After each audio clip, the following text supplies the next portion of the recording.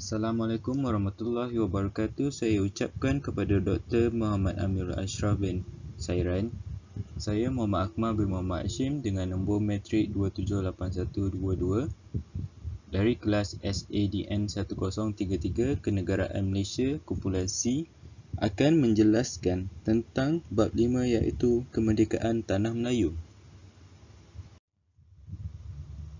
Saya akan menjelaskan 3 aspek bagi topik kemerdekaan ini, iaitu yang pertamanya adalah definisi kemerdekaan, seterusnya halangan-halangan yang dihadapi untuk mencapai kemerdekaan, dan yang terakhir saat ketika pengisytiharan kemerdekaan yang pertama yang dilaungkan oleh Tunku Abdul Rahman, iaitu Perdana Menteri Malaysia yang pertama. Pada awalnya, definisi kemerdekaan hadir dengan 3 perspektif berbeza, iaitu kemerdekaan dari perspektif individu, kemerdekaan dari perspektif masyarakat, dan kemerdekaan dari perspektif negara.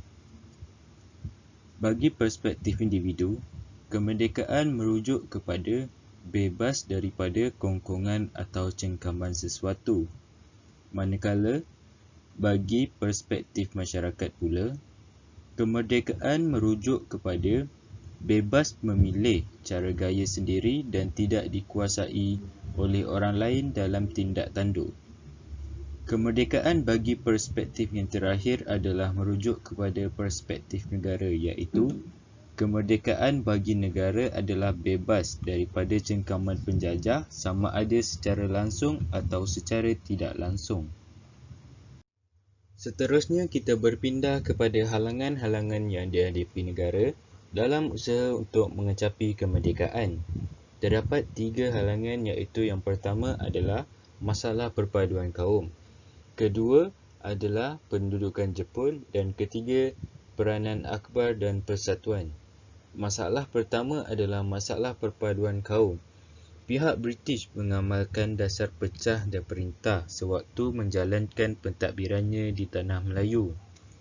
Pihak British menempatkan masyarakat di kawasan yang berbeza serta mengasingkan sektor ekonomi yang boleh dijalankan oleh masyarakat mengikut kaum masing-masing. Pengasingan sektor ekonomi menyebabkan pergerakan kaum mengikut sektor ekonomi masing-masing dan masyarakat tidak bergaul antara satu sama lain. Masyarakat Melayu kebanyakannya menjadi petani dan nelayan.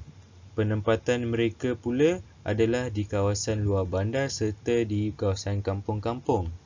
Manakala masyarakat Cina menjalankan kegiatan ekonomi melombong biji timah di kawasan Lombong dan berniaga di bandar-bandar.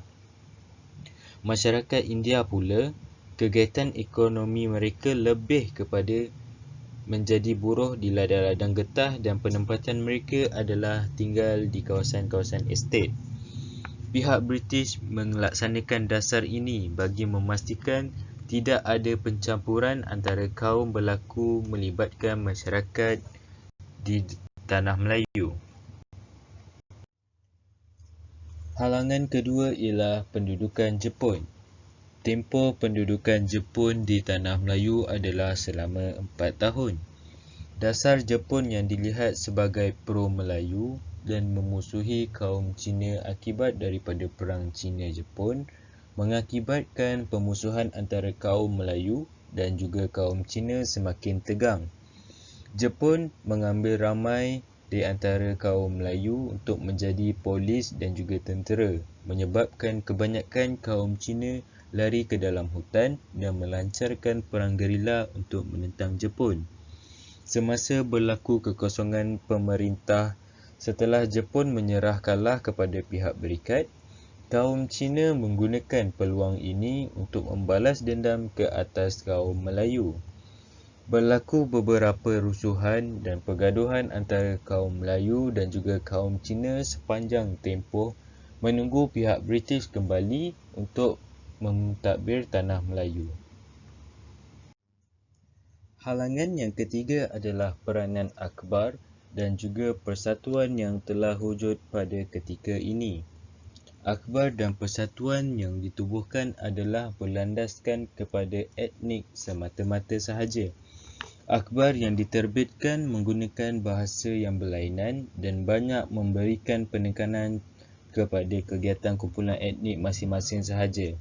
Sebagai contoh, akhbar Melayu hanya menceritakan hal-hal yang berkaitan masyarakat Melayu.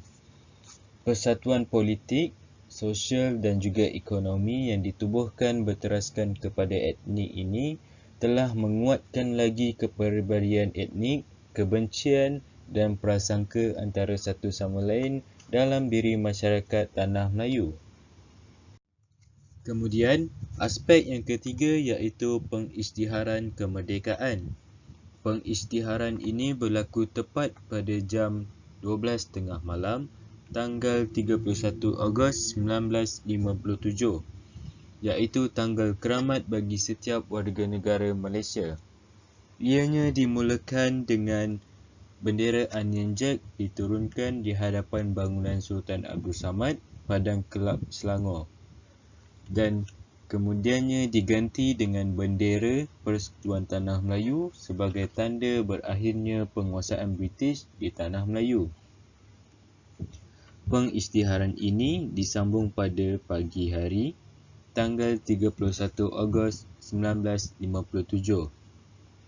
Duke of Gloucester yang mewakili Ratu Elizabeth II dari Britain menyerahkan dokumen pengisytiharan kemerdekaan kepada Tunku Abdul Rahman di Stadium Merdeka sebagai tanda bahawasanya Tanah Melayu sudah merdeka dan akan menjalankan pentadbiran secara sendiri tanpa ada campur tangan daripada mana-mana pihak dan juga termasuk pihak British.